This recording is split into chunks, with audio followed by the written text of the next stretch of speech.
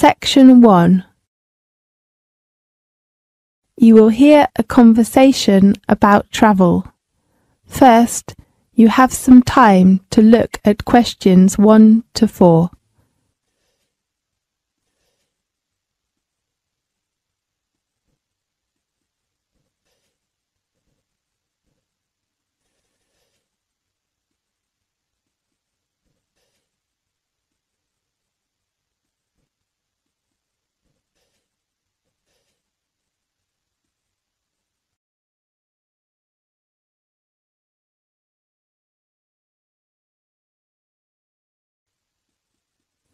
You will see there is an example that has been done for you.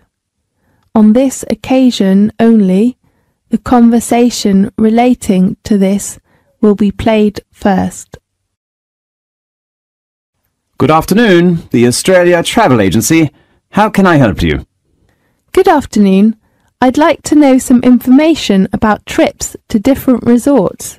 Okay, can you tell me your details first? Of course. What's your occupation? I'm a first-year student. Are you an Australian? No, I'm from New York. So you are American? Yes. The nationality of the student is American, so American has been written in the space. Now we shall begin. You should answer the questions as you listen, because you will not hear the recording a second time. Listen carefully and answer questions 1 to 4. Good afternoon, the Australia Travel Agency. How can I help you? Good afternoon. I'd like to know some information about trips to different resorts. Okay, can you tell me some of your details first? Of course. What's your occupation? I'm a first-year student. Are you an Australian? No, I'm from New York. So you are American? Yes. What's your full name? My name is Ariel Lee. Tell me your contact number, please. It is 462-83095. And my address? No, we just need your contact number. Okay. Can you introduce me some attractions? Obviously it varies, but always places of famous main resorts, such as Sydney, Melbourne, or some places like that. Just tour resorts? I mean, does that include other activities? Yes. Besides main resorts, we will arrange for you to enjoy some local refreshments and some special activities. So, how much does it cost? Usually it varies between $20 and $35 per head, depending on the place. And what is the departure date and time? It depends on various tours, but try to keep the departure time fixed. When? 7 o'clock in the morning. And how about the transport? We have a minibus or coach, depending on the number of tourists. May I need a reservation? Yes, you know summer holidays are coming, so I suggest that tourists reserve a seat in advance. Is there a discount for that? I'm sorry, we do not have any discounts during peak season. Now look at questions 5 to 10.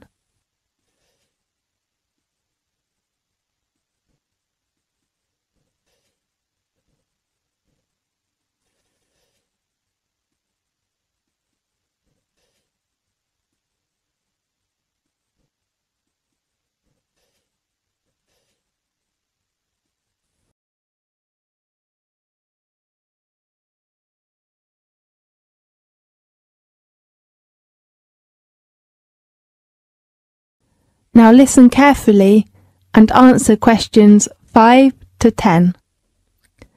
Could you tell me some details of the trips? Yes, the first place is Sydney. That's on the 12th of January. We'll have 25 people in a minibus. Fine. Going to which attraction? We will visit one of the most famous theatres, in the world. The Sydney Opera House. Right. You can appreciate and watch an opera there. Really? What's the name of the opera? I'm not sure. Let me check the house's arrangements. And then you can visit the National Museum to know about the history and customs of Australia. Great. In the evening, you can enjoy some local snacks if you like. Fine. We're going to the Blue Mountains on the 25th of January. Blue Mountains? Is it a blue mountain? The mountain got its name for blue fog. It is usually covered by a blue fog. That's so interesting. Yes, it is a popular place for young men because they are so cool, and you can enjoy lots of sports there, such as rock climbing, bushwalking, and bird watching. How many people will go there together? You will take a coach that has about 30 seats. Fine. And the next place is Melbourne on the 10th of February, with about 20 people in a minibus. What's the resort? You could appreciate the famous Melbourne Church, and maybe you might have a chance to attend a local exhibition, if they hold it as usual. Fine. Do you have some tours to the beach? Yes. One of the most famous coral reefs in the world is the Great Barrier Reef, and we have arranged that on the 23rd of February. I'm looking forward to visiting there. Yes, many people like there. There are some interesting water sports, such as diving, swimming in the water, or just taking a photo of coral. Great. I guess there will be many people. Yes, but our coach is only for 30 people altogether. That's so great. Can you book a seat for me now? Yes, and I will confirm your reference number later by telephone, okay? Right. Thank you very much. You're welcome. I hope you enjoy the trip. This is the end of section 1. You now have half a minute to check your answers.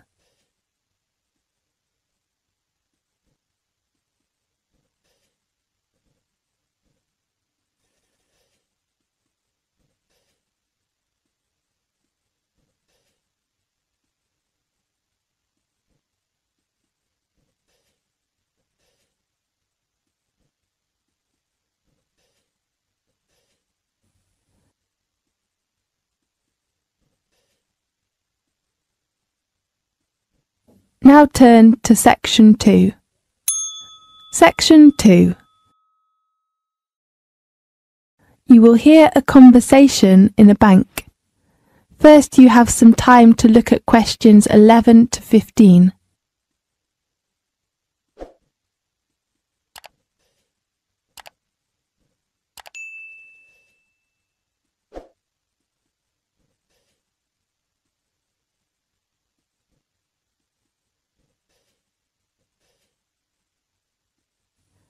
Now listen carefully and answer questions 11 to 15.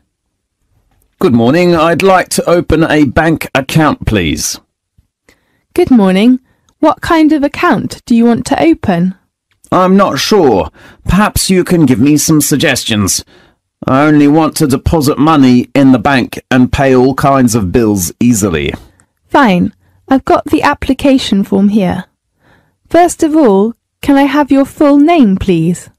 Richard Lee. Fine, Richard. What's your occupation? I'm studying a doctor's degree now, although I was a dentist before coming here. Well, so you are a student. What kind of account can you suggest for me? How about a deposit account? What's the difference between that and a current account? There are many differences, such as the interest rate, overdraft and service, and so on. Fine, I will take your recommendation. OK, let's talk about the main two account cards of the deposit account. Fine. One card is called the Solo card, and the other one is named MasterCard. Which one is better for me? Let me introduce you to some differences of the two cards. OK. The first one is annual interest rate. Which one is higher? Of course, it is the MasterCard. At present, its rate is 5.5%, but the Solo card is only 2.5%. Now look at questions 16 to 20.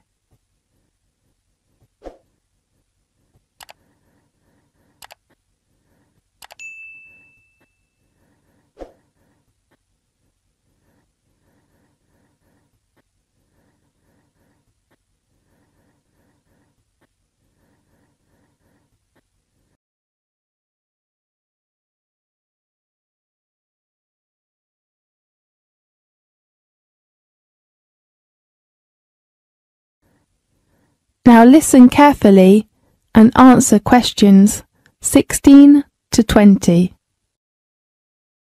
How about the other differences? The service supplied with the two cards. Could you speak specifically? We usually supply internet service and mobile service with all of the cards, of course including the Solo card. Yes, I'd like to ask for the service of mobile and... does Solo card have an overdraft? I'm sorry, but MasterCard has such a service. Fine. If you want to take more money out of the bank than you have in it, be very careful. You should not do this without the bank's permission, and you will have to pay some charge. Do you mean interest? No, I mean the overdraft charge.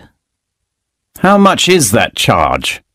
According to the bank's rules, the minimum fee is about 2%. Fine. The last item of the two cards is the requirement. There is no limitation of the Solo card, but if you want to get MasterCard, you should deposit a minimum sum of £1,500 in the first time. Oh, what's the requirement of money? What do you mean? I mean I cannot deposit cash when I open a bank account. Don't worry, we accept cash and cheque or even money order. Great. So which card did you decide to open?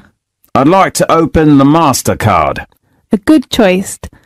How often would you like to receive your statement? Monthly, please.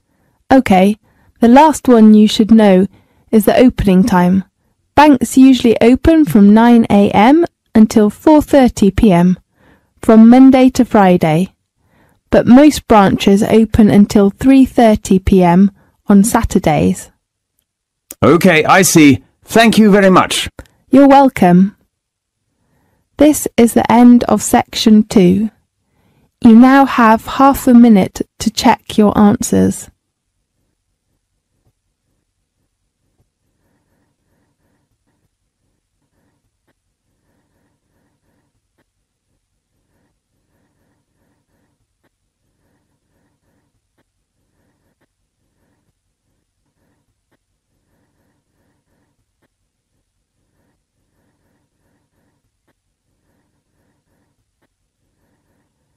Now turn to section 3. Section 3. You will hear a conversation between a student and her tutor about the assignment. First, you have some time to look at questions 21 to 24.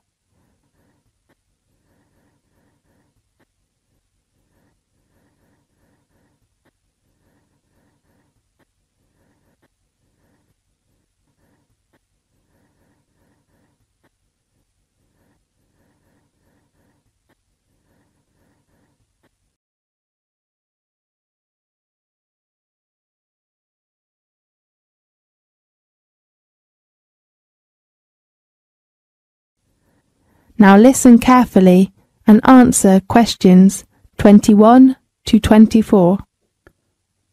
Good morning. Oh, it's just hit 12. Good morning, Miss Potter. May I come in? Oh, Jerry, of course. Come in and take a seat, please. Thank you. Well, how about your assignment? Do you mean my paper? Yes. I still think about the draft, but I hope you can give me some help and suggestions. Of course. How long will it take you to finish your draft? I'm not sure. Maybe 3 days? My advice is that you should spend a lot of time on your draft. As you know, a good beginning is very important for a paper.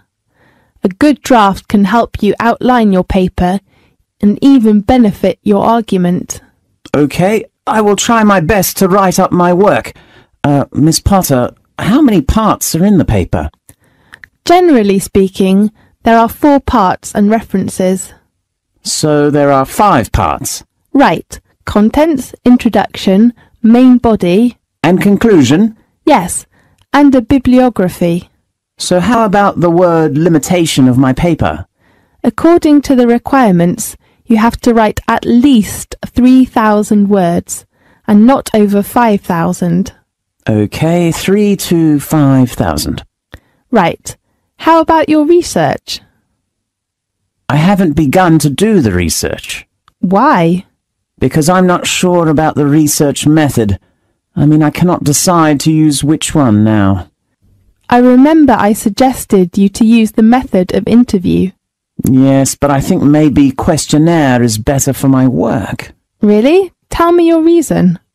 I have to spend some time of the day on a part-time job, so I think maybe a questionnaire is a good way to collect the data that I need. Fine. Oh, do you search resources or data from the internet? Yes, I think it's a good way to collect data, and as you know, it can help save lots of time. Jerry, in fact, many students do most of their research on the internet. You might think that it is an easier way to get resources, but most data are from highly unreliable resources, so be critical. Okay, I will pay attention to that. Now look at questions 25 to 30.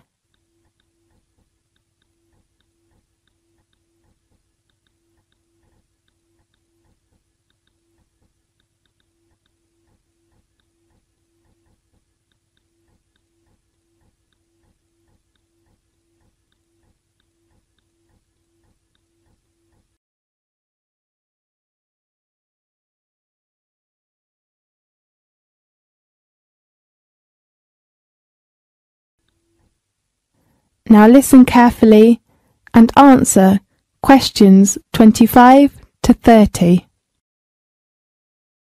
Then, there are some things you should consider when you write the paper. Okay.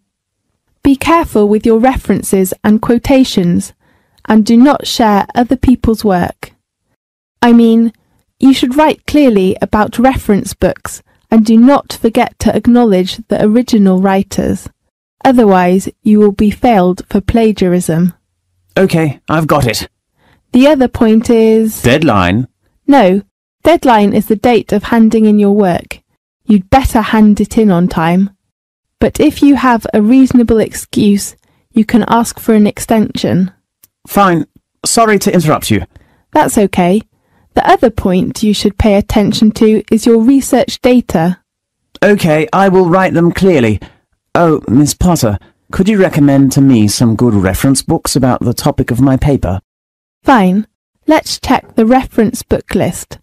The first one is Drake Wister's book. Right, what's the title? Global Economy. Is it the one published by the Cambridge University Press? Right.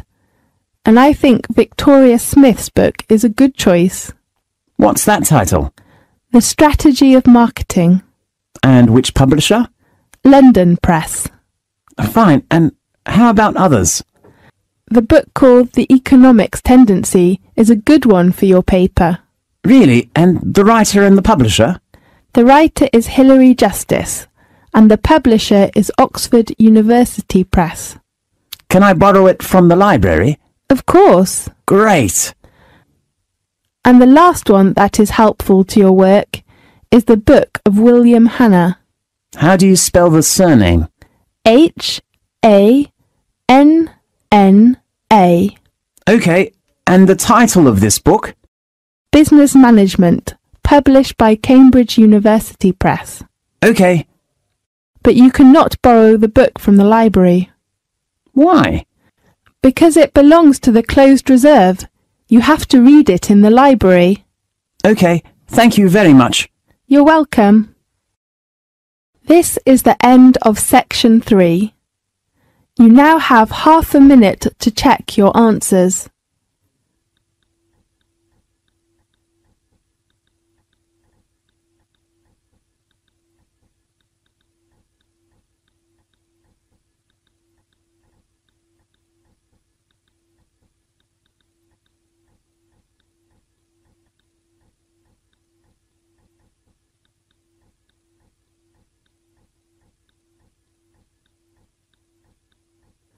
Now turn to section 4. Section 4. You will hear a conversation about a credit card fraud. First, you have some time to look at the questions 31 to 40.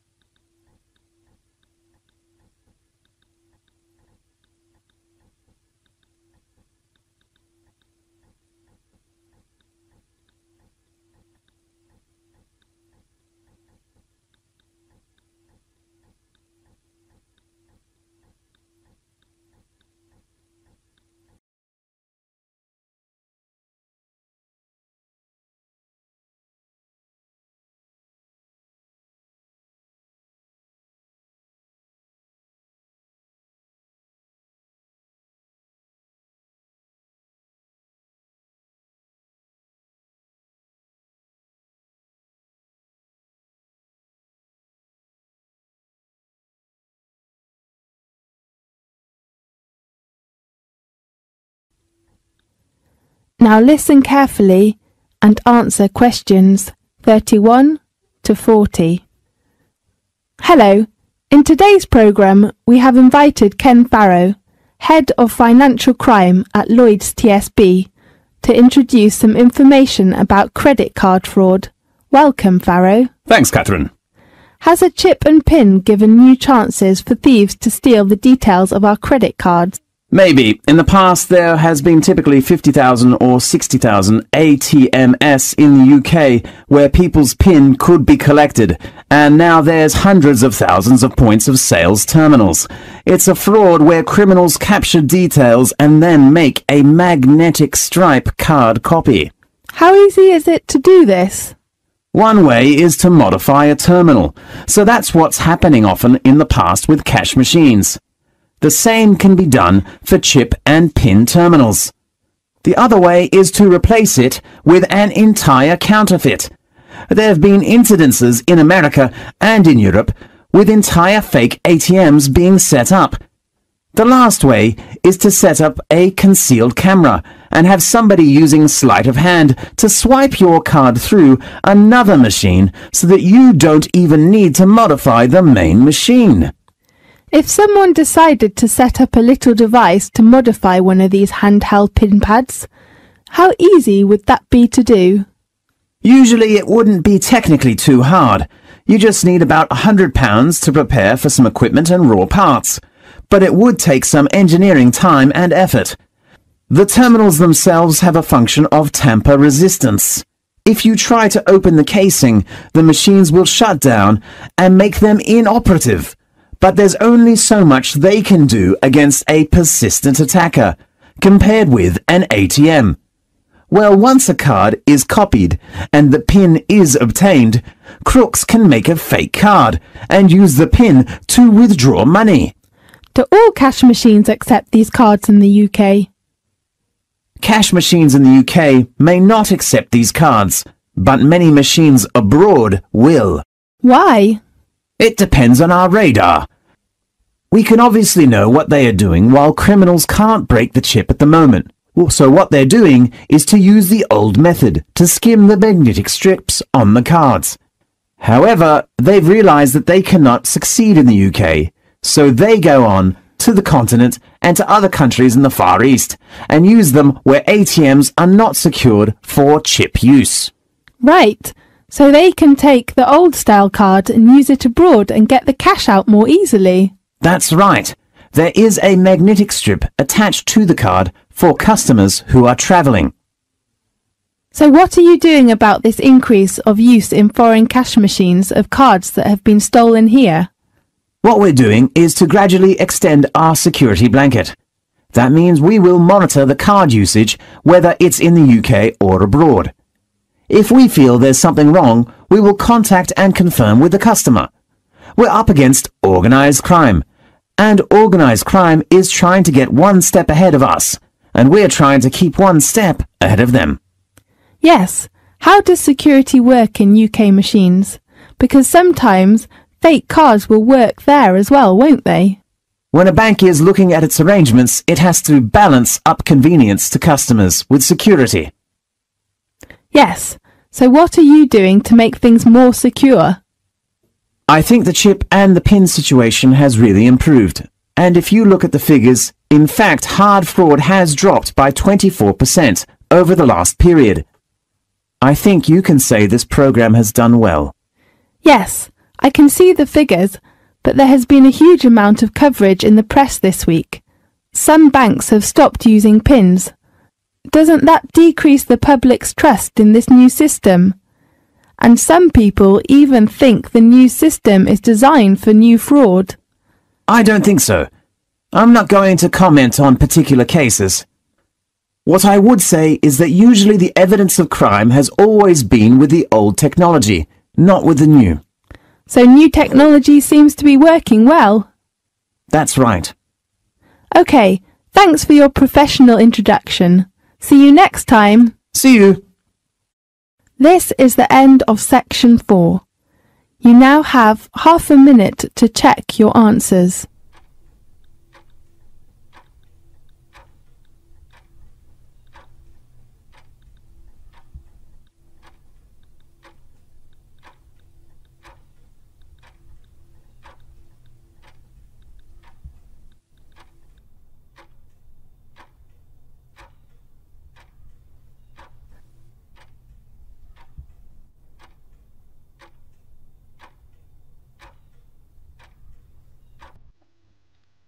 This is the end of the listening test. You now have 10 minutes to transfer your answers to the listening answer sheet.